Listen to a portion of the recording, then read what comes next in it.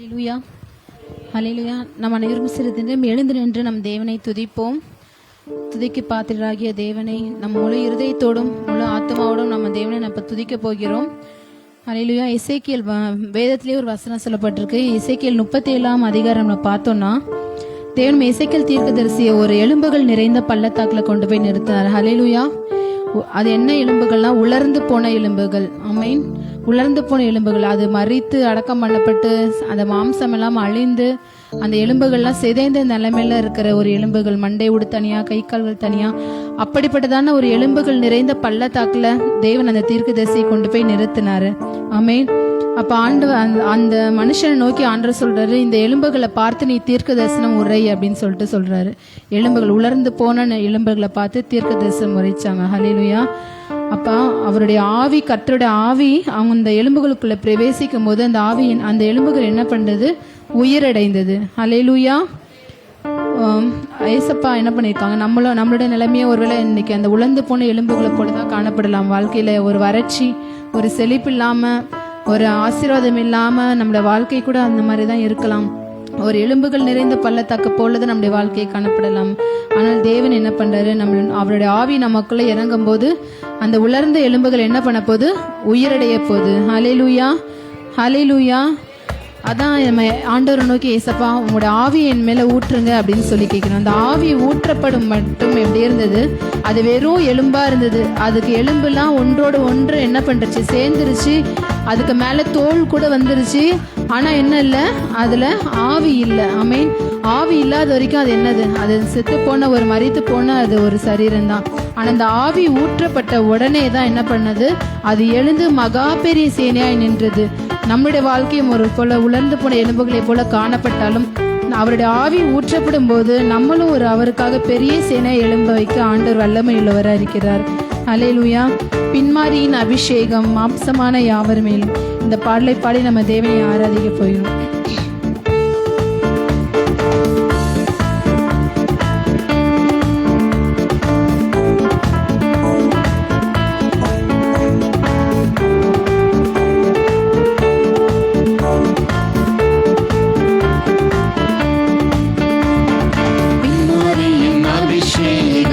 கரங்களை உச்சமா தடிப்படமா? மாம்சமான யாவர் மேலும் அதிகமாய் பொழிந்திடுமே, ஆவியில் நிரப்பிடுமே.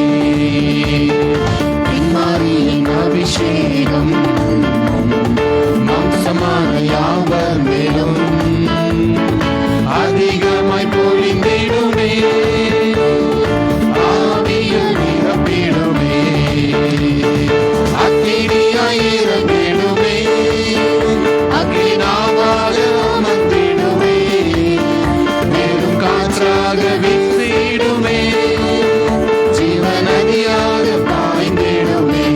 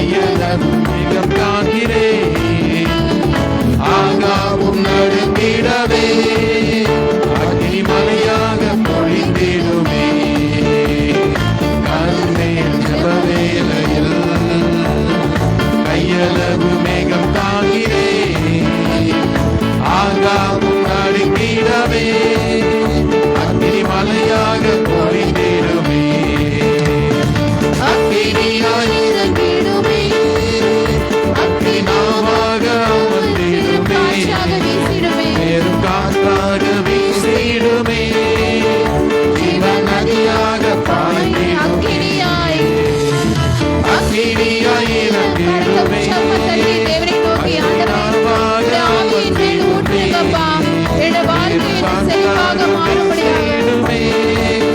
ஜீவன் நதியாக பாய்ந்திடுமே. அக்கினியாய் இறங்கிடுமே. அக்கினாவாக இறங்கிடுமே. பெரும் காற்றாக வீசிடுமே. ஜீவன் நதியாக பாய்ந்திடுமே. அல்லேலூயா. ஏசாயால பார்த்திருக்கோம், உன்னதத்திலிருந்து ஆவி ஊற்றப்படும் மட்டும் அப்படியே இருந்ததாம். அல்லேலூயா. எப்படி இருந்தது? அதுக்கு முந்தின வசனங்களை பார்த்தோம்னா அதுல ஒரு செழிப்பு இல்லை, ஒரு ஆசீர்வாதம் இல்லை, எல்லாமே ஒரு வறட்சியாக காணப்பட்ட சூழ்நிலை. இது வரைக்கும் உன்னதத்திலிருந்து அவருடைய ஆவி ஊற்றப்படும் மட்டும். ஆமென். அவருடைய ஆவி ஊற்றப்பட்டதுக்கு அப்புறம் எப்படி இருக்குன்னா, வனாந்தரம் எப்படி இருக்கு? வயல்வெளியாக மாறப்படும். ஹல்லேலூயா. ஒரு வனாந்திரம் போல நம்முடைய வாழ்க்கை காணப்படலாம். ஏன்னா நம்ம கிட்ட ஆண்டவரோட ஆவி இல்லாம இருக்கலாம். ஹல்லேலூயா. அதனால இன்னைக்கு நம்ம ஆண்டவரே உங்களுடைய ஆவி உன்னதத்திலிருந்து என் மேல ஊற்றப்பட்டு ஆண்டவரே நம்ம ஆண்டவர் நோக்கி கேட்போம். அப்பா, உன்னதத்திலிருந்து எங்க மேல நீங்க ஆவியை ஊற்றுங்கப்பா. என்னோட வனாந்திரமான வாழ்க்கை வயல்வெளியாக மாறும்படியாக உங்களுடைய ஆவியை என் மேல ஊற்றுங்க அப்படின்னு சொல்லி நம்ம தேவனை நோக்கி ஊற்றப்பட வேண்டுமே உன்னதத்தின் ஆவி, உயிர்ப்பிக்க வேண்டும் எங்கள் தேவா. ஆமென். நம்ம எல்லாருக்குமே இந்த எண்ணெய் தேவைப்படுது, ஒரு எண்ணெய் அபிஷேகம் தேவைப்படுது. அவருடைய ஆவி நம்ம மேல ஊற்றப்படும் போது, அவருடைய அபிஷேகம் நமக்குள்ள இறங்கப்படும் போது நம்முடைய எல்லா வறண்டு போன வாழ்க்கை, வறண்டு போன நிலைமையில இருக்கிற எல்லா வாழ்க்கை என்ன பண்ணும்? வயல்வெளியாக மாறப்போகிறது. ஊற்றப்பட வேண்டுமே உன்னதத்தின் ஆவி, உயிர்ப்பிக்க வேண்டும் எங்கள் தேவா. ஹல்லேலூயா.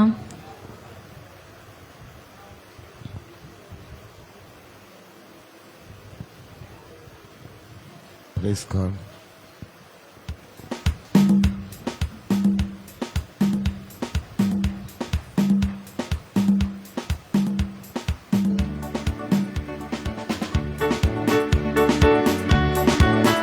கரங்களை தட்டி உற்சாகமாக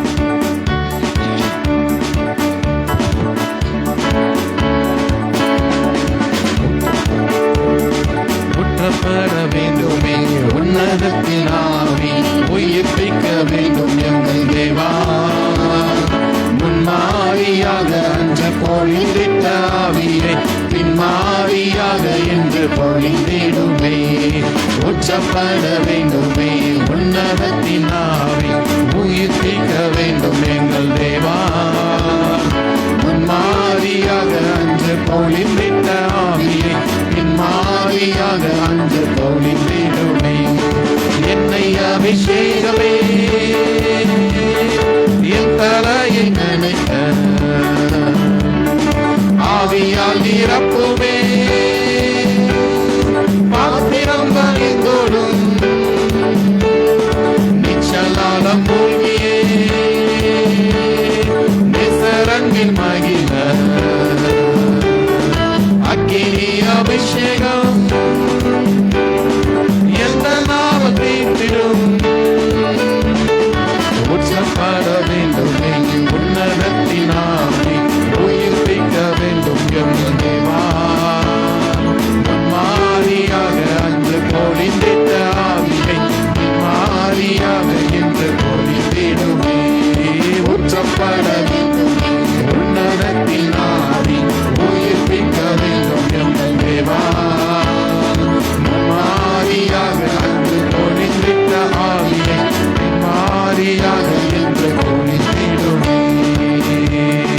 தேவமைகள் இயேசுவை விசுவாசித்தோம், போதிக்கும் ஆவியாலே நிறைந்திடுமே.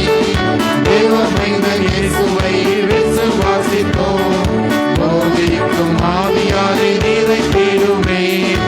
என்னை அபிஷேகமே என் தலையை நினைக்க ஆவியால் நிரப்புமே. பாத்திரம் வழிந்தோடும் நிச்சலாலம் மூழ்கியே நேசரன்பின் மகிழ அக்கினி அபிஷேகம் எந்த நாவல் தீர்த்திடும். ஊற்றப்பட வேண்டுமே உன்னதத்தின் ஆவி, உயிர்ப்பிக்க வேண்டும் எங்கள் தேவா. மாறியாக அன்று பொழிந்திட்ட ஆவியை மாறியாக என்று பொழிந்திடுவே.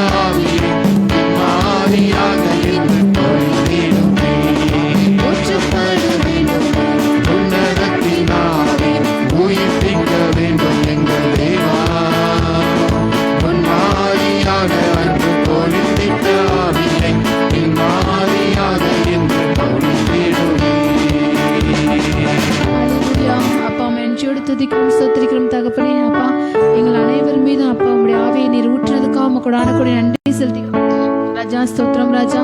அப்பா உன்னதத்திலிருந்து ஒரு ஆவியை அப்பா எங்க மேல நீங்க ஊற்றி அப்பா எங்க வாழ்க்கையை நீங்க செழிப்புள்ளதாக நீங்க மாற்றினதுக்காக கூட நன்றி செலுத்திக்கிறோம் ராஜா.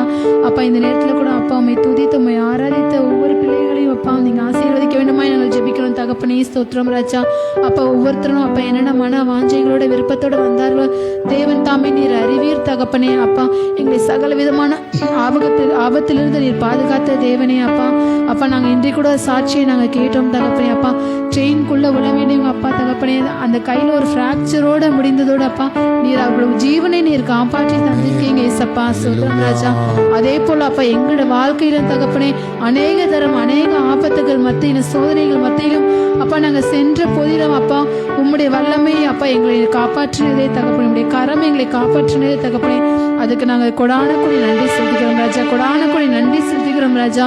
அப்பா நாங்கள் எவ்வளோ நன்றி சொன்னாலும் அது உமக்கு பத்தாதே ஏசப்பா தகப்பனே. எங்கள் நாவுகளினால எங்கள் இருதயத்தினால தகப்பனே அப்பா எங்கள் முழு இருதயத்தோடும் அப்பா உமக்கு நாங்கள் கொடானக்குடி நன்றி செலுத்திக்கிறோம் ராஜா. அப்பா இந்த நேரத்தில் கூட ஏசப்பா இனி வரும் காலங்களிலும் அப்பா இன்று நாளிலும் இனி வரும் காலங்களிலும் எங்கள் குடும்பத்தோடும் எங்கள் சபைகளோடும் அப்பா உடைய பிரசனம் அப்பா எங்களோடு கூட இருந்து எங்களை வழிநடத்த வேண்டுமாய் நாங்கள் ஜெபிக்கிறோம் தகப்பனே. உங்களுடைய ஆவி எங்களை ஆட்கொள்ள வேண்டுமாய் நாங்கள் ஜெபிக்கிறோம் தகப்பனே.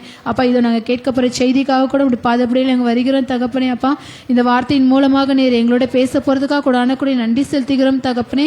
அப்பா நாங்கள் கேட்குற வார்த்தை அப்பா நாங்கள் கேட்டு விட்டு இங்கே மறந்து விட்டு செல்லாதபடிக்கு அப்பா எங்கள் வாழ்க்கையில் அது பிரயோஜனம் உள்ளதாக நீங்கள் மாற்றித்தாங்க அப்பா. அந்த வார்த்தையின்படி நாங்கள் நடக்க அதற்கு நாங்கள் கீழ்ப்படிந்து எங்களோட வாழ்க்கையை அர்ப்பணிக்க எங்கள் இருதயத்தை நீங்கள் மாற்ற வேண்டுமாய் நாங்கள் ஜெபிக்கிறோம். எங்களோட ஆவி ஆத்மா சரீரம் எல்லாவற்றையும் உடைய கருத்தில் ஒப்புக் கொடுக்கிறோம். நிறைய பொறுப்படுத்துகளும் வழிநடத்தும் மீதியான நேரத்தை பொறுப்படுத்துகளும் ஆசீர்வதியும் மீட்பர் இயேசுக்கு ஜெபிக்கிறோம் ஜீவனுள்ள பிதாவே ஆமென். ஹல்லேலூயா. கர்த்தருடைய நாமத்திற்கே மகிமை உண்டாவதாக. இந்த நாளிலே ஒரு சின்ன செய்தி தான். நான் எடுத்தது வேற, ஆண்டவர் இந்த நேரம் பேசுறது வேற. ஆண்டவர் பேசினார்னா அது நிச்சயம் உங்களுக்கு பிரயோஜனம் உள்ளதாக இருக்கும். ஹல்லேலூயா. இன்னைக்கு ஒரு முக்கியமான ஒரு நாள் என்னை பொறுத்த வரைக்கும். இன்னைக்கு ஆண்டவர் உங்களுக்கு நிறைய நல்ல காரியங்களை செய்ய போகிறார். விசுவாசிக்கிறவங்க ஒரு ஹல்லேலூயா சொல்லுங்க. நேரம் ஆயிட்டு பாஸ்டர், 7:45 ஆகி போச்சு, அவங்களாம் உங்களுக்கு பின்னாடி இருக்கவங்களாம் முடிச்சூர்லேருந்து வந்திருக்காங்க, நாங்கள் இப்படி போவோம் அப்படிலாம் நீங்கள் நினைக்க வேண்டாம். கர்த்தர் உங்களை போக்கையும் வரத்தி மீது முதற்கொண்டு என்றைக்கும் காப்பார். ஹல்லேலூயா. இன்னைக்கு செய்தியின் தலைப்பே உங்களை காப்பாற்றுவார், உன்னை காப்பாற்றுவார்.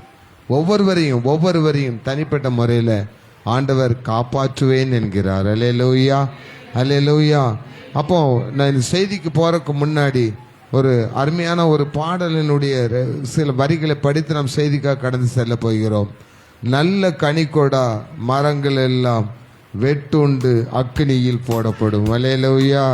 என்னோடு சேர்ந்து கரங்களை தட்டி இந்த பாடலை படிக்க போறீங்க.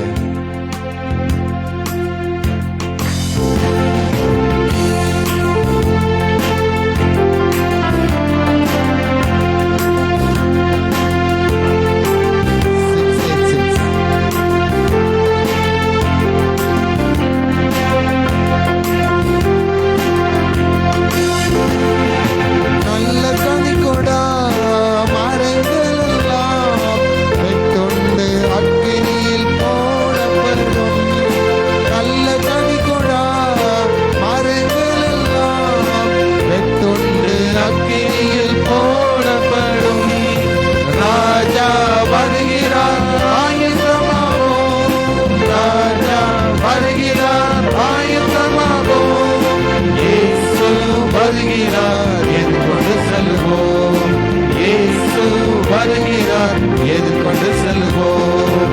பள்ளங்கள் எல்லாம் நிரம்பிட வேண்டும், மலைகள் தொண்டுகள் தகர்ந்திட வேண்டும். கோணலானவை நேராகட்டும், கரடானவை சமமாகட்டும். கோதுமையை பிரித்து களஞ்சியத்தில் சேர்த்து பதரையோ அக்கினியில் சுட்டரிப்பாரே.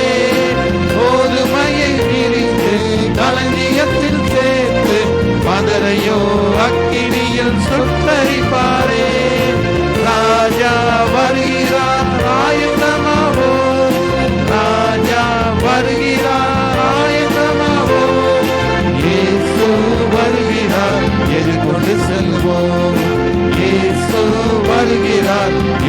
கொண்டு செல்வோம். மன்னங்கள் எல்லாம் நிரம்பிட வேண்டும், மலைகள் குன்றுகள் தரந்திட வேண்டும். கோணலானவை நேராகும், கரடானவை சமமாகணும். ஏசாயா தீர்க்கதரிசியின் புஸ்தகம் 27ஆம் அதிகாரம். ஏசாயா தீர்க்கதரிசியின் புஸ்தகம் 27ஆம் அதிகாரம் 1ஆம் வசனத்தை வாசிப்போம். அக்காலத்திலே கர்த்தர் லிவியாதான் என்னும் நீண்ட பாம்பை லிவியாதான் என்னும் கோணலான சர்ப்பத்தையே கடிதும் பெரிதும் பலத்ததுமான தமது பட்டயத்தால் தண்டிப்பார். சமுத்திரத்துக்குள் இருக்கிற வலு சர்ப்பத்தை கொன்று போடுவார். வலு சர்ப்பத்தை கொண்டு போடுவார். அல்லேலூயா. சமுத்திரத்தில் இருக்கிற இந்த வலு சர்ப்பம் தான் ஆதியாகமத்தின் புஸ்தகத்தில் ஏதேன் தோட்டத்துக்குள் இருந்தது.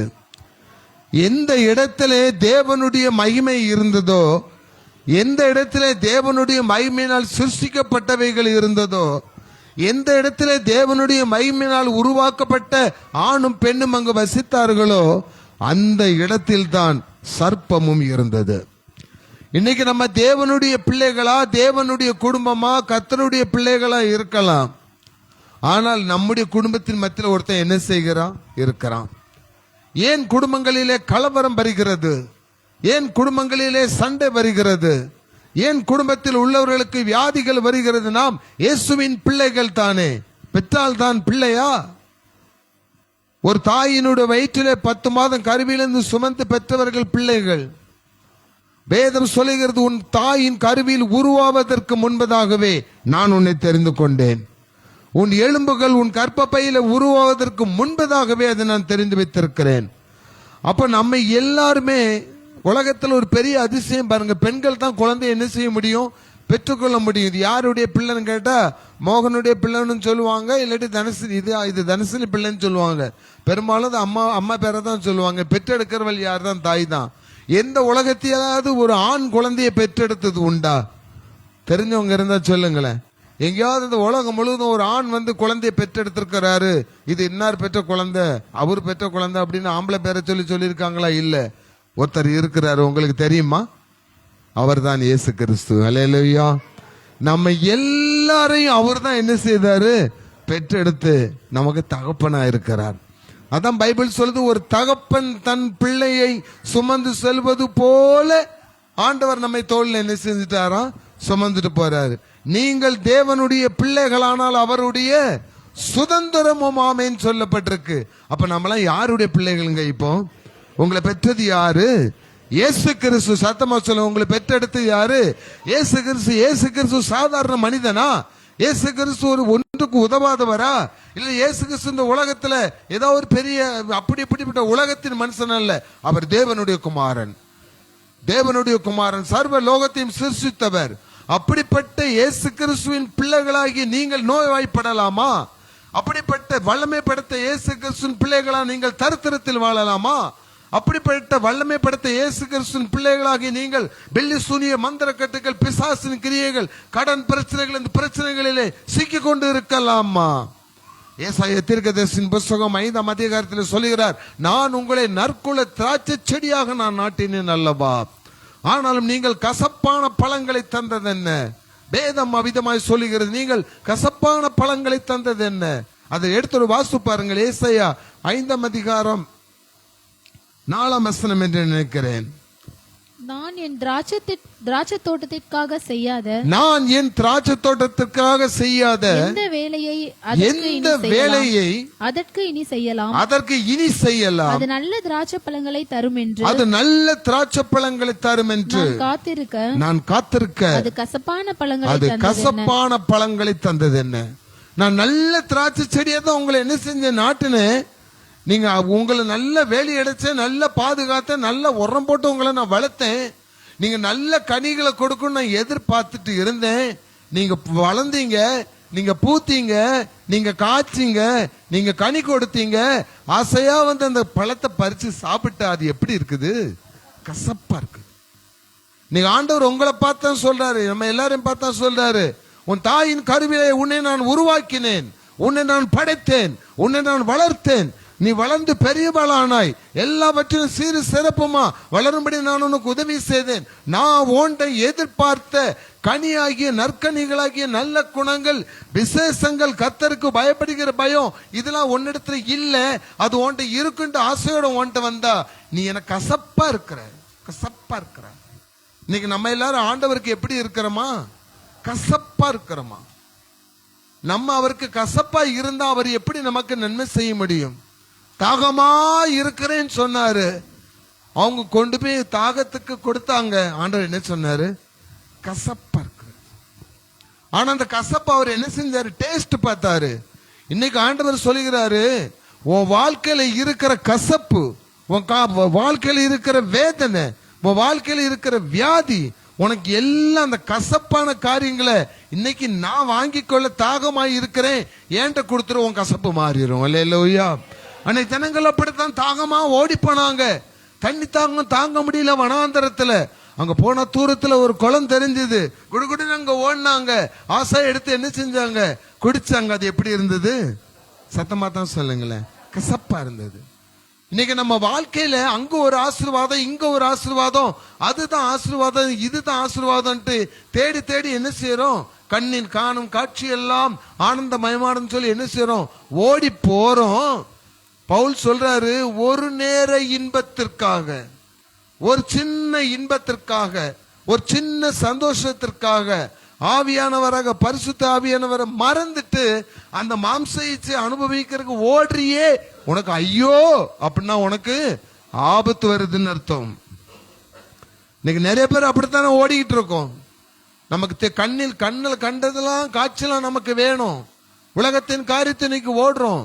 ஆண்டவர் சொல்றாரு, உலகத்துல நீ வாழ்றக்கு எல்லா ஆசீர்வாதத்தையும் உனக்கு நான் என்ன செய்வேன்? கண்டிப்பா தருவேன் தான் சொல்றாரு. நீ பட்டினியா கிடந்து சாவு, அப்படியே சொன்னாரு ஆண்டவர். நீ நோயை வந்து சாவு நான் சொன்னாரு இல்ல. உன் பலவீன நேரத்தில் என் கிருபை உனக்கு என்ன செய்யும்? இருக்கும். என் கிருபை உன்னை என்ன செய்யும்? தாங்கும் அப்படின்னு சொன்னாரு. எல்லா நன்மையான ஈவுகளையும் அவர் நமக்கு கொடுத்திருக்கிற இந்த நேரத்தில் அவர் நம்மகிட்ட எதிர்பார்க்கிறத நம்ம கொடுக்கல. அவர் நம்மகிட்ட என்ன கனியை எதிர்பார்த்தார்? கலாத்தியரின் புஸ்தகம் 5ஆம் அதிகாரம் 22ஆம் வசனம் 23ஆம் வசனத்தை எடுத்து பாருங்க. புதிய ஏற்பாட்டில் இருக்கிறது. கலாத்தியர் 5ஆம் அதிகாரம். ஆவியின் கனியோ அன்பு, சந்தோஷம், சமாதானம், நீடிய பொறுமை, தயவு, நற்குணம், விசுவாசம், சாந்தம், இச்சையடக்கம், இப்படிப்பட்டவைகளுக்கு விரோதமான பிரமாணம் ஒன்றுமில்லை. ஆனால் லிவியாதான் என்கிற கொடிய பாம்பு, லிவியாதான் என்கிற பயங்கர சர்ப்பம் இந்த 9 ஆவியின் கனிகள்ல விஷத்தை கொடுத்து கெடுத்து விட்டுட்டான். இந்த ஆவியின் கனிகள்ல நம்மகிட்ட ஒண்ணு கூட என்ன செய்யல. 8 கனிகள் இருக்கலாம், ஒண்ணு மட்டும் இல்லாம இருக்கும். பைபிள் சொல்லுகிறது, ஒரு ஈ மொத்த பரிமள தைலத்தையும் என்ன செய்யுமா? ஒரு செத்த ஈ மொத்த பரிமள தைலத்தையும் நாசமாக்கிறோம். நம்ம சாப்பிட்டுட்டு இருக்கோம் கல்யாண வீட்டுல, ஒரு ஈ கிடந்தா திருப்பி நமக்கு அதை சாப்பிட முடியுமா? இல்ல ஒரு சின்ன கர்ப்பம்பூச்சி இத்தனோண்டு கிடந்தா கூட சாப்பிட முடியுமா? உடனே நமக்கு என்ன செய்யும்? வாமிட்டு வந்த மாதிரி இருக்கும். சண்டை போடாட்டியும் பேசாம விட்டுட்டு என்ன செஞ்சிடும்? பெயருவோம். அருவருப்பாக்கிட்டான். ஆவியின் கனிகளை பெற்றுக்கொண்டு செழித்து வளர வேண்டிய நீங்கள் இன்று கர்த்தருடைய பார்வைக்கு அருவருப்பான கசப்பான வாழ்க்கை வாழ்ந்து கொண்டு, எனக்கு ஆண்டவர் அதை செய்யல, எனக்கு ஆண்டவர் இதை செய்யலன்னு சொல்லி அவர் மீது நாம் குற்றம் சுமத்தலாமா? வீட்டில் மதுபானத்தின் ஆவியால் குடும்பத்துல நிறைஞ்சிருக்கும் பொழுது ஆண்டவர் என்ன ஆசீர்வாதத்தால் நிரப்பலன்னு குற்றம் சுமத்தலாமா? ஆண்டவருக்கு விரோதமான விக்கிரகங்களை தேடி நீங்கள் ஓடிக்கொண்டு ரகசியமாக விக்கிரகங்களுக்கு ஆராதனை செய்து கொண்டு ஆண்டவர் என்னை ஆசீர்வதிக்கலன்னு சொல்லி ஆண்டவர் மீது நீங்கள் கோபப்படலாமா? தேவன் அன்பாகவே இருக்கிறார். ஹல்லேலூயா. அவர் அன்பான கடவுள். முன்னாடி இருந்த வியாதியா இருக்கிறான், ஒருவரும் அவனை கவனிக்கவில்லை. அவனுக்கு மனைவி இருந்தாலோ பிள்ளைகள் இருந்தோ ஒண்ணுமே நமக்கு தெரியாது. 38 வருடமா வியாதிப்பட்டிருந்த ஒரு மனுஷன் என்று தான் யோவான் 5ஆம் அதிகாரத்தை எடுத்து பாருங்க, அங்க சொல்லப்பட்டிருக்கிறது. அது எடுத்தவங்க வாசிங்க. யோவான் 5ஆம் அதிகாரத்துல 38 வருஷம் எத்தனை வசனம்? 35வது வசனம். 5வது யோவான் 5ஆம் அதிகாரம் 5ஆம் வசனம். 38 வருஷம் வியாதி கொண்டிருந்த 38 வருஷமாய் வியாதி கொண்டிருந்த ஒரு மனுஷன் அங்கே இருந்தான். ஒரு மனுஷன் அங்கே இருந்தான். படுத்திருந்த அவனை இயேசு கண்டு அவன் வெகு காலமாய் வியாதிஸ்தன் என்று அறிந்து அவனை நோக்கி சொஸ்தமாக வேண்டும் என்று விரும்புகிறாயா என்று கேட்டார். சொஸ்தமாக வேண்டும் என்று அவனை நோக்கி எழுந்திரு, உன் படுக்கையை எடுத்துக்கொண்டு நட என்றார். போதும். இயேசுவுக்கு அவனை தெரியும், அவனுக்கு இயேசுவை தெரியாது. இயேசுவுக்கு உங்களை தெரியும், நீங்க யாரெல்லாம் எப்படிப்பட்டவங்கன்னு தெரியும். நீங்க வெளியே வேஷதாரரா இருக்கலாம், உங்கள் வேஷத்தை ஆண்டவர் தெரியும். ஆனா அவர் எப்படிப்பட்டவர் நமக்கு தெரியாது, இன்னைக்கு வரைக்கும் தெரியாது. ஏதோ நம்ம கடவுள்னு கும்பிட்டு இருக்கோம், ஜெபம் பண்றோம், அப்படித்தான் இருக்கோம். இயேசுவை புலம்புகிற நேரத்தில் உங்கள் புலம்பல் சத்தத்தை கேட்டு இல்லாமையெல்லாம் இருக்கிறவைகளாக மாற்றுகிறவர் நம்முடைய ஆண்டவர். அவர்தான் இயேசு, அவர்தான் நம்மை தேடி வருகிறவர். அது மாத்திரமல்ல, அந்த இயேசு கிறிஸ்துவிடத்தில் இன்னொரு தன்மை இருக்கிறது. வியாதிப்பட்ட நேரத்தில் மாத்திரம் இல்ல, ஒருவன் மிகுந்த கஷ்டத்தில் அகப்பட்டு சிறை வாழ்க்கையில் தள்ளப்பட்ட சிறையிருப்புகளை இருந்தாலும் கூட அங்கே தேடி வருகிறவர். அங்க நீங்க மார்க் எழுதின சுவிசேஷத்துல ஒரு சம்பவத்தை பார்ப்பீங்கன்னா, ஒரு பயங்கர பிசாசு பிடிச்சவன் இருக்கிறான். நம்ம எல்லாருக்கும் தெரிஞ்சதுதான். 2000 பிசாசு ஒரு மனுஷனுக்குள்ள என்ன செய்ததுதான் இருந்தது, லேகியோன்ட்டு பேர் இருக்குது. வேதம் சொல்லுகிறது, இயேசு கடற்கரையில இறங்கி அந்த ஊருக்குள்ள போறதுக்கு முன்னாடியே அவன் என்ன செஞ்சுட்டான், ஓடி வாரான். அவனை குறித்து சொல்லப்பட்டிருக்கு, அவன் நிர்வாணமாய் இருந்தான். அவன் எப்பொழுதும் கல்லறை தோட்டத்தில் வசித்துக் கொண்டிருந்தான். சரீரம் முழுவதும் கற்களால் கிழித்துக் கொண்டிருந்தான். பயங்கரமாக அவனுக்கு விலங்குகள் போட்டாலும் எல்லாவற்றையும் தெரித்து உடைத்து ஓடுகிற ஒரு பிசாசினுடைய பலத்தை பெற்றிருந்தான். அப்படிப்பட்ட பிசாசின் பலம் நிறைந்தவன் இயேசுவை பார்த்த உடனே இயேசுவினிடத்தில், இயேசுவே இங்கே நீர் வந்தால் எனக்கு இங்க இடம் கிடையாது, அல்லேலூயா, என்ன வேதனைப்படுத்தவா இங்க வந்தீர்னு சொல்லி கேட்கிறான். அப்ப இன்னைக்கு ஒரு காரியத்தை நினைச்சிடுங்க, இயேசு உங்களுக்குள் வந்தால் வேதனை கொடுக்கிற பிசாசுக்கு அங்கே இடம் இல்லை, அல்லேலூயா. உங்களை காப்பாற்றுகிற ஆண்டவர் உங்களுக்குள் வந்தால், அந்த ஆண்டவர் தான் சொல்றாரு, நம்ம வாசித்தோம், அந்த லிபியா தான் என்று சூட்டப்பட்ட அந்த பயங்கர சர்ப்பத்தை கொன்று போட்டார். ஆமென் சொல்லுங்க. அப்போ இன்னைக்கு உங்க குடும்பத்துக்கு விரோதமா, உங்க பிள்ளைகளுக்கு விரோதமா, உங்க சரீரத்துக்கு விரோதமா, நீங்க கையிட்டு செய்கிற தொழிலுக்கு விரோதமா, உங்களுடைய கற்பத்துக்கு விரோதமா, உங்களுடைய திருமண தடைக்கு விரோதமா சூழ்ச்சிகளை சாத்தான் செய்து, சர்ப்பமாகிய சாத்தான் செய்து உங்களை அழிக்கணும்னு நினைச்சிட்டு இருந்த அவனை இன்னைக்கு இயேசு கொண்டு போட்டார். அல்லேலூயா சொல்லுங்க, சத்தமா சொல்லுங்களேன். இயேசு சத்ருவை கொண்டு போட்டார், இயேசு சாத்தானை கொண்டு போட்டார். வேதம் சொல்லுகிறது, வெளிப்படுத்தலின் புஸ்தகம் 12ஆம் அதிகாரத்தை எடுத்துக்கோங்க, முடிக்க போகிறேன். வெளிப்படுத்தல் சுவிசேஷம் 12ஆம் அதிகாரம் 7ஆம் வசனத்தை வாசித்து பாருங்க. வானத்திலே யுத்தம் உண்டாயிற்று, வானத்திலே யுத்தம் உண்டாயிற்று. மிகாவேலும் அவனை சேர்ந்த தூதர்களும் வலு சர்ப்பத்தோட யுத்தம் பண்ணினார்கள், வலு சர்ப்பத்தோட யுத்தம் பண்ணினார்கள். வலு சர்ப்பமும் அதை சேர்ந்த தூதரும் யுத்தம் பண்ணியும் ஜெயம் கொள்ளவில்லை. நல்லா கவனிங்க, கடைசி 2 நிமிஷம் தான். வானத்திலே ஒரு பெரிய யுத்தம் உண்டாயிற்று. இப்ப ஒரு யுத்தம் உண்டாயிருக்கிறது, யுத்தம் நடக்கிறதா. மிகாவேல் தூதனும் அவனோடு சேர்ந்த தூதர்களும் அந்த வஞ்சிக்கிற ஆவி, வியாதிகளை கொண்டு வருகிற சாத்தான், நோய்களை கொண்டு வருகிற சாத்தான், பில்லிசூனியங்களை உருவாக்குகிற சாத்தான், குடும்பங்களை உடைக்கிற சாத்தான், மாம்ச இச்சைகளை கொண்டு வருகிற சாத்தான், உலகத்தினுடைய காரியங்களை கொண்டு வந்து ஆண்டவரை விட்டு பிரிக்கிற சாத்தான், பாவ குழிக்குள் உங்களை தள்ளுகிற சாத்தான், பாவ குழிக்குள் போட்டு மூடி நரகத்திற்கு உங்களை வழி நடத்துகிற சாத்தான், இத்தகைய தன்மை நிறைந்த சாத்தானுக்கும் இயேசுவின் தூதனாகிய மிகாவேல் தூதனுக்கும் யுத்தம் உண்டாயிற்று. லிசன், யுத்தம் உண்டாயிற்று. வேதத்தில் வாசித்தோம், அந்த யுத்தத்தில் அந்த சர்ப்பமும் சர்ப்பத்தை கூட சேர்ந்தவர்கள் எங்க போனாங்களா, பூமியின் கீழே தள்ளப்பட்டு போனாங்க. அவங்கள ஜெயிக்க முடியல, உங்களை ஜெயிக்க முடியாது. ஹல்லேலூயா. அப்ப உங்களுக்கு விரோதமா போராடினவர்களை நீ தேடினாலும், சத்தமா சொல்லுங்க, உங்களுக்கு விரோதமா, உன் குடும்பத்துக்கு விரோதமா, உன் கணவருக்கு விரோதமா, உன் வாழ்க்கைக்கு விரோதமா, உன் பிள்ளைகளுக்கு விரோதமா எத்தனை பேர் கூடினாலும் நீ அவர்களை தேடினாலும் காணாதிருப்பாய். அதுதான் சத்துரு ஆண்டவர் வலிக்கிறது. ஆனா எப்படி அவங்க ஜெயித்தாங்க, அந்த சாத்தானை எப்படி ஜெயித்தாங்க அப்படின்னா, அதே வெளிப்படுத்தல் 12:11 வசனத்தை வாசித்து பாருங்க. மரணமே நேரிடுகிறதா இருந்தாலும் அதற்கு தப்பும்படி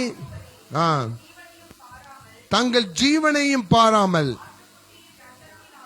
ஆட்டுக்குட்டியின் இரத்தத்தினாலும் தங்கள் சாட்சியின் வசனத்தினாலும் அவனை ஜெயித்தார்கள். அல்லேலூயா. மைக்கில வாசிமா, நல்ல கவனிங்க. மரணம் நேரிடுகிறதா இருந்தாலும், சத்தமா வாசிக்கணும். மரணம் நேரிடுகிறதா இருந்தாலும், மரணமே நேரிடுகிறதா இருந்தாலும் அதற்கு தப்பும்படி தங்கள் ஜீவனையும் பாராமல் ஆட்டுக்குட்டியின் இரத்தத்தினாலும் தங்கள் சாட்சியின் வசனத்தினாலும் அவனை ஜெயித்தார்கள், சாத்தானை ஜெயித்தார்கள். அல்லேலூயா, அல்லேலூயா. யார் எப்படி ஜெயித்தாங்களா? அருவாளை கையில வச்சிருந்தாங்களா? பட்டயத்தை கையில வச்சிருந்தாங்களா? வேற மந்திர தந்திர காரியங்களை கையில வச்சிருந்தாங்களா? இல்ல. ஆட்டுக்குட்டியானவருடைய இரத்தத்தினாலும் நீ வாழ்கிற சாட்சியின் மூலமாக சாத்தானை ஜெயித்தார்கள். அல்லேலூயா. அப்ப நீங்க சாட்சி உள்ள வாழ்க்கை வாழ்ந்துட்டு இருக்கீங்களா? உங்க தெருவில் உங்களை குறித்து நல்ல சாட்சி இருக்கா? முதல்ல உங்க குடும்பத்தில் நம்மளை குறித்து நல்ல சாட்சி இருக்கா? கணவனை குறித்து மனைவியும், மனைவி குறித்து கணவன் என்ன சாட்சி சொல்றோம்? சொல்லுங்களேன். பிள்ளைகளை குறித்து என்ன சாட்சி சொல்றோம்? சொல்லுங்களேன். முதல்ல நீங்க சாட்சிகளை மாறுங்க. அல்லேலூயா. நீ சாட்சியா இரு. கர்த்தருக்கு நீ சாட்சியா மாறிட்டேன்னா அப்பதான் உனக்கு எதிராக சத்துரு என்ன செய்வான்? சர்ப்ப தோஷம் சொல்லுவாங்க இந்துக்கள்ல. சர்ப்ப தோஷம் எந்த தோஷமா இருந்தாலும் சரி, சர்ப்பம் எந்த வேஷம் போட்டு வந்தாலும் சரி, அவன் உங்களை மேற்கொள்ள முடியாது, நீங்கள் அவனை மேற்கொள்வீர்கள். அல்லேலூயா. சாட்சியின் வசனத்தினாலும் ஆட்டுக்குட்டியானவருடைய வசனத்தை வாசிக்கும் போது யாருக்கெல்லாம் காது கேட்கல கொஞ்சம் கையை வைத்து சொல்லுங்க. அதனாலதான் மைக்கில சத்தமா வாசின்னு சொன்னேன். ஆட்டுக்குட்டியின் இரத்தத்தினாலும். ஏனென்றா பைபிள் சொல்லுது, கண்ணி இருந்தும் குருடராய், அப்புறம் காது இருந்தும் செவிடராய். இதுல 2வது லைன் நமக்கு என்ன செய்யும்? பொருந்தும். காதிருந்தும் சத்தமா சொல்லுங்களேன். காதிருந்தும் நாங்கள் இருக்கிறோம் கர்த்தாவே மன்னியும் சொல்லுங்க. ஆமேன். பாருங்களேன், குற்றத்தை ஒப்புக்கொண்டா மன்னிச்சிருங்க ஆண்டவரேன்னு சொல்லணும். உங்கள் செவிகள் திறக்கப்படுவதாக. அல்லேலூயா. ஆண்டவர் சொல்லுகிறார், ஆட்டுக்குட்டியானவனின் இரத்தத்தினால் அந்த பிசாசை ஜெயித்தோம் அப்படின்னு சொல்றேன். நீங்கள் ஜெயிக்கணும். அல்லேலூயா. அப்போ இன்னைக்கு ஆண்டவர் சொல்றாரு, நான் இன்னைக்கு செய்தின் தலைப்பே உன்னை நான் காப்பேன், உன்னை காப்பாற்றுவேன். அப்ப இன்னைக்கு சர்ப்பத்தினுடைய வஞ்சகத்தின் பிடியில் சிக்கி இருக்கிற அநேக குடும்பங்கள் நம்ம ஜெபித்தோம். பிரிவினையின் ஆவிகள் குடும்பங்களை பிரிக்கிற, கணவன் மனைவி பிரிக்கிற, பிள்ளைகளை பிரிக்கிற, பலவிதமான நோய்களை பிரச்சனைகளை கொண்டு வந்து குடும்பத்திலே சமாதானத்தை கெடுக்கிற. சிலர் ஆசைப்படுவாங்க, அந்த ஆசை அவங்களுக்கு நியாயமான ஆசையா இருக்கும், அது அவங்களுக்கு என்ன செய்யாது? கிடைக்காது. பல வருஷங்களாக குழந்தைக்கு காத்திருப்பாங்க. கிறிஸ்துவ பிள்ளைகள் கற்பத்தின் பைய பிசாசு அடைச்சு வச்சிருப்பான். இன்னைக்கு ஆண்டவர் சொல்கிறார், நான் அதை திறக்க போகிறேன். அல்லேலூயா. நிறைய பிள்ளைகளுக்கு திருமணம் நடக்காது, என்னெல்லாமோ போராடி பார்ப்போம், நடக்காது, நொந்து போய் இருப்போம். ஆண்டவர் சொல்கிற தடைகளை நான் உடைக்க போகிறேன். இதெல்லாம் கொண்டு வந்தது யாரு?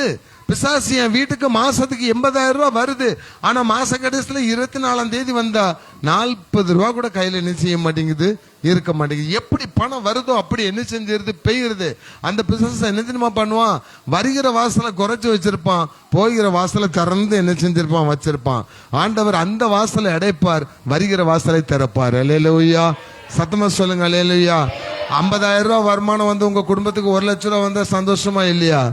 நான் சத்தியமா நான் உங்ககிட்ட வந்து பங்கு கேட்க மாட்டேன், நான் உங்கள்கிட்ட 1 பைசா கூட கேட்க மாட்டேன். எங்க இவர் நைஸா நம்மகிட்ட வந்து சோத்திரம் சொல்லி ஜெபம் பண்ணிட்டு காணிக்கை கொடுங்கன்னு கேட்டுற போறான்னு நினைச்சிடாதீங்க. அப்படிப்பட்ட மோகன் நான் அல்ல, எனக்கு கொடுக்கிறவர் மேல இருக்கிறார். அல்லேலூயா. எந்த மனுஷனையும், எந்த வீட்டையும், எந்த சபையையும், எந்த கூட்டத்தையும் நம்பி நான் போக மாட்டேன். என்னை வழி நடத்துகிற ஆண்டவர் என்னை காப்பாற்றவும் போஷிக்கவும் வல்லவராய் இருக்கிறார். ஆமென். சர்ப்பத்தை நீங்கள் எடுப்பீர்கள், தேள்களையும் என்ன செய்வீங்க, நசுக்குவீங்க தான் வேதம் சொல்லுகிறது. பிரியமானவர்களே, ஒரே ஒரு காரியம் தான் ஆண்டவர் சொல்லுகிறார், நீங்கள் என்ன செய்யுங்க, மனம் திரும்புங்க. நாம் யோவான் 15 வாசித்தோம், நீங்கள் என்னிலும் நான் உங்களிலும், உங்கள் வார்த்தைகள் எனக்குள்ளும் நிலைத்திருந்தால் நீங்கள் அதிக கனிகளை என்ன செய்வீங்களா, கொடுப்பீங்களாம். அப்படி அதிக கனிகளை நீங்க கொடுத்தா ஆண்டவர் உங்களுக்கு ஒரே ஒரு ஆசீர்வாதத்தை தாராரு. அந்த ஆசீர்வாதத்தை மாத்திரம் சொல்லி நம்ம இப்ப ஜெபிக்க போகிறோம். ஏசாயா தீர்க்கதரிசியின் புஸ்தகத்தை எடுத்துக்கொள்ளுங்க. ஏசாயா தீர்க்கதரிசியின் புஸ்தகம்,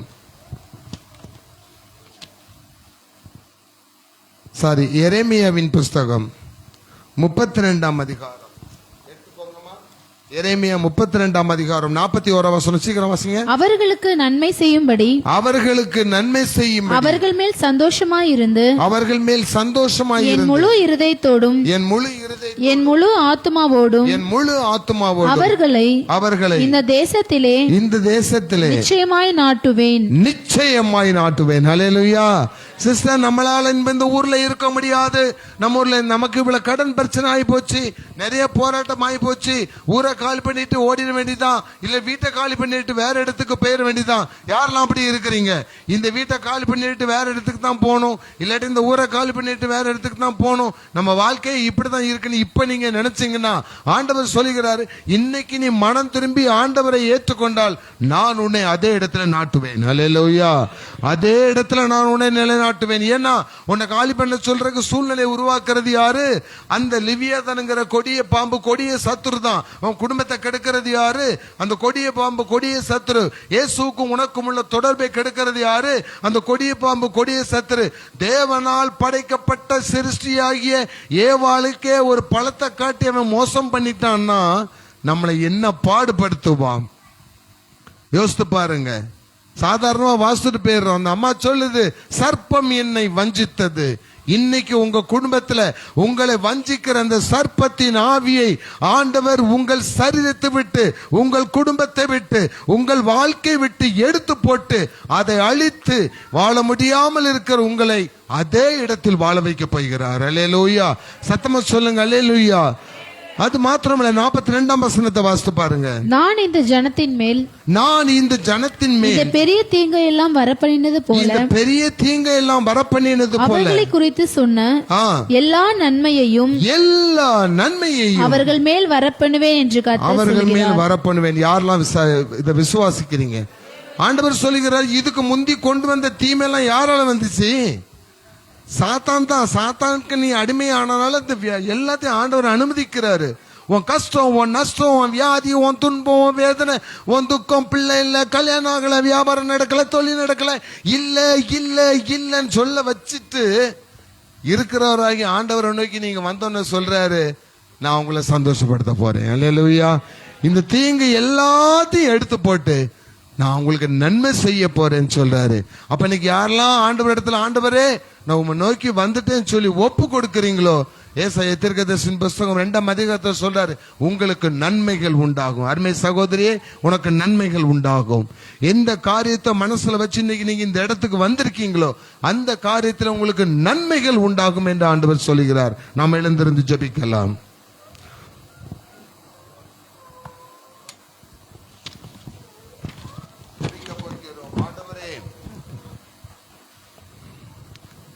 எனக்கு விடுதலை இல்லை, என் வாழ்க்கையில நிம்மதி இல்லை, என் வாழ்க்கையில எந்த சந்தோஷமும் இல்லை. ஆண்டவர் சொல்லுகிறார், நானே வழியும் சத்தியும் ஜீவனுமாய் இருக்கிறேன், நீங்க தான் எனக்கு எல்லாமே. நான் உனக்கு சமாதானம் தருவேன், நான் உனக்கு சந்தோஷம் தருவேன், கண்மணி போல உன்னை காத்துடுவேன். அல்லேலூயா, அல்லேலூயா. கண்மணி போல நம்மை காக்கிற ஆண்டவர். ஒப்பு கொடுப்போமா?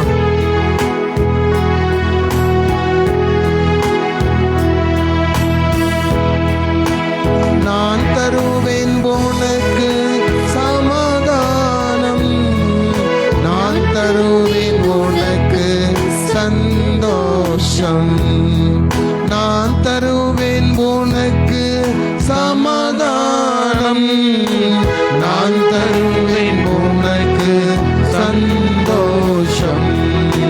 கலங்காதே என் மகனே, கண்மணி போல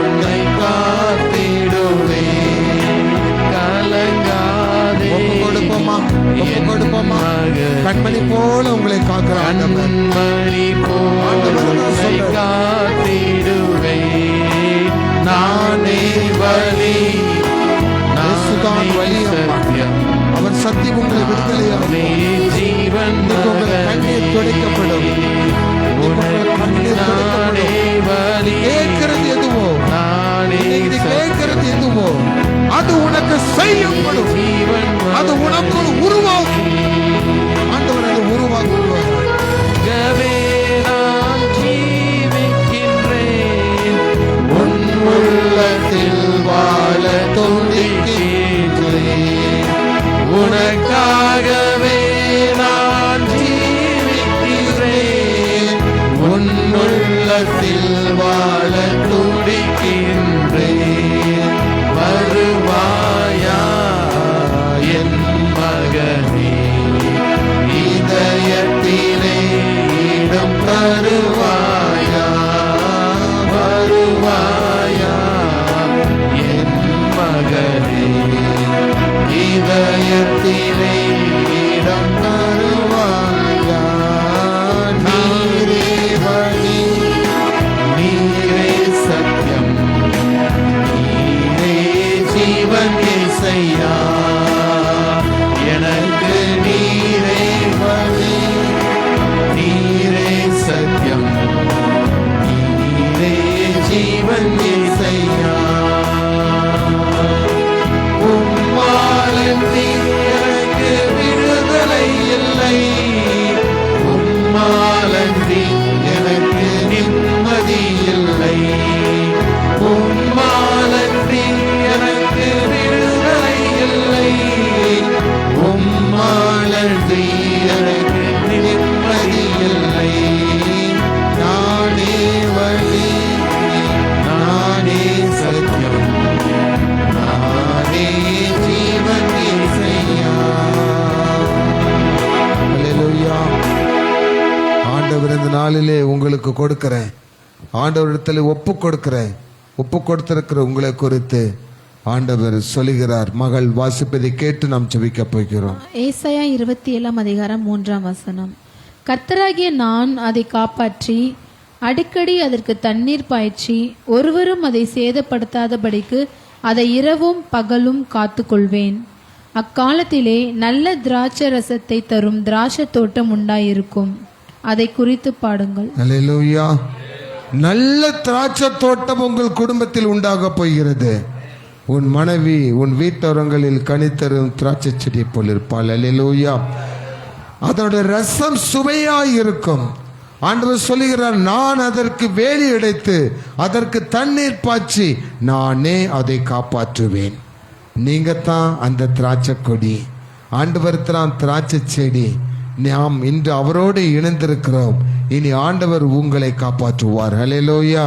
மனிதர்களை நம்பாதீங்க, ஆண்டவர் உங்களை காப்பாற்றுவார். ஜெபம் பண்ண கடவோம். எங்களை மிகவும் அதிகமாக நேசிக்கிற நல்ல தகப்பனே, எங்கள் கர்த்தராகிய இயேசு கிறிஸ்துவே, உம்மை நாங்கள் நன்றியோடு துதிக்கிறோம், சோதரிக்கிறோம். அப்பா, உம்முடைய நாமத்தை நாங்கள் மகிமைப்படுத்துகிறோம். பரிசுத்த ஆவியானவரே, உம்மை நாங்கள் துதிக்கிறோம்.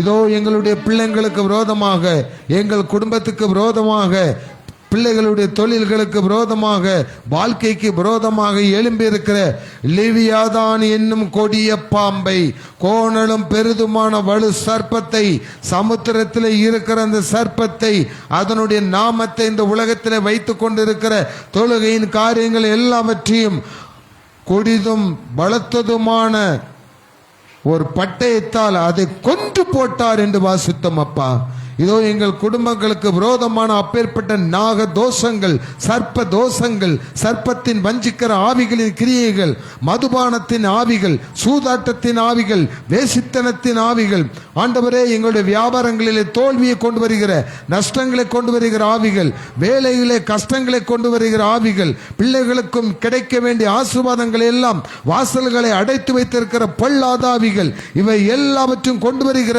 அந்த கொடிய வலு சர்ப்பத்தை இன்று ஆண்டவர் உங்களுக்காக அவருடைய பட்டயத்தினால் கொன்று போட்டார், கொன்று போட்டார், கொன்று போட்டார். நீங்கள் அவனை ஜெயித்தீர்கள். அவன் கீழே பூமியிலே தாழ தள்ளப்பட்டு போனான். நம்மை காக்கிற மிகாவேல் தூதனை ஆண்டவர் நமக்கு கட்டளையிட்டிருக்கிறார். ஆண்டவர் சொல்லுகிறார், இனி இனி இனி இன்றிலிருந்து நல்ல ரசம் தரும் திராட்சை தோட்டம் உங்கள் குடும்பங்களில் உண்டாக்குவேன் என்று சொல்லுகிறார். அதை அவரே தண்ணீர் பாய்ச்சுவார், அவரே உரம் போடுவார். ஒருவேளை நீங்களோ உங்கள் பிள்ளைகளோ சரியான கனிகளை கொடுக்க முடியாமல் இருந்தால், நாம் வாசித்த வேத வசனத்தின்படி 15ஆம் அதிகாரம் 2ஆம் வசனத்திலே அதிக கனிகளை கொடுக்கும்படி நான் அதை சுத்தம் பண்ணுவேன். ஆண்டவர் இன்று உங்களை சுத்தம் பண்ணுகிறார். உங்கள் சந்தோஷம் பெருகும்படி நான் இதை சொன்னேன் என்று சொன்ன ஆண்டவர் உங்கள் குடும்பத்திலே சந்தோஷத்தை உண்டாக்குவார், நன்மைகளை உண்டாக்குவார். ஆண்டவர் சொல்லுகிறார், நான் இனி உங்களை பிடுங்குவதில்லை, நான் உங்களை அந்த தேசத்தில் நாட்டுவேன், நன்மைகளை நான் உங்களுக்கு செய்வேன், இனி உங்களை தீமை அணுகாது, நானே உங்களை காப்பாற்றுவேன் என்று சொல்லுகிறார். ஆண்டவர் அப்படி செய்வதற்காக சோத்திரம். கர்த்தரை நம்புகிறவர்களுக்கு அந்த வாய்ப்பு உண்டு. சிங்க குட்டிகள் தாழ்ச்சி அடைந்து பட்டினியாக இருக்கிறோம். கர்த்தரை தேடி வந்திருக்கிற உங்களுக்கோ ஒரு நன்மையும் குறைவுபடாது. இதை கேட்டுக்கொண்டிருக்கிற, லைவ்ல பார்த்து கொண்டிருக்கிற ஒரு குடும்பங்களுக்கும் இனி தீமை உண்டாகாது, இனி நன்மைகள் உண்டாகும். அல்லேலூயா. இயேசுவின் நாமத்தில் ஜெபிக்கிறோம் பிதாவே. கர்த்தர் உங்களை நினைத்திருக்கிறார், அவர் உங்களை ஆசீர்வதிப்பார். கர்த்தர் உங்கள் பிள்ளைகளை நினைத்திருக்கிறார், அவர்களை வர்த்திக்க பண்ணுவார். கர்த்தர் உங்கள் வீட்டின் எல்லைகளை பலப்படுத்தி உங்கள் வீட்டில் உள்ள உங்கள் பிள்ளைகளை ஆசீர்வதிக்கிறார். அல்லேலூயா. எல்லாரும் சேர்ந்து சொல்லுவோமா? என் ஆத்துமாவே கர்த்தரை சோத்திரி, என் முழு உள்ளமே பரிசுத்த நாமத்தை சோத்திரி. என் ஆத்துமாவே கர்த்தரை சோத்திரி, கர்த்தர் செய்த சகல உபகாரங்களையும் மறவாதே. ஆமேன், ஆமேன், ஆமேன்.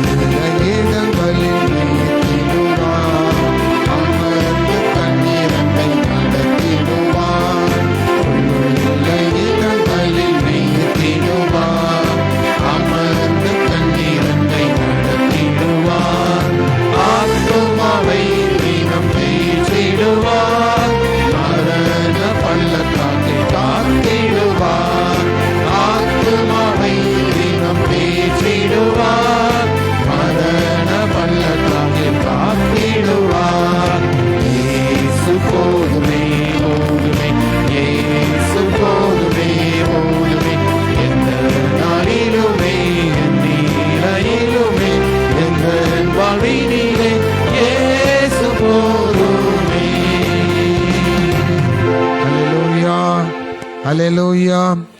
அப்படி பக்கத்தில் உங்க கையை பிடிச்சு சொல்லுங்க, கர்த்தர் உன்னை பாதுகாப்பார். சத்தமா நிச்சயமாகவே அந்த வார்த்தையின்படி ஆக கடவுது. ஆமேன். கர்த்தர் உங்களை ஆசீர்வதிப்பாராக. ஆமேன்.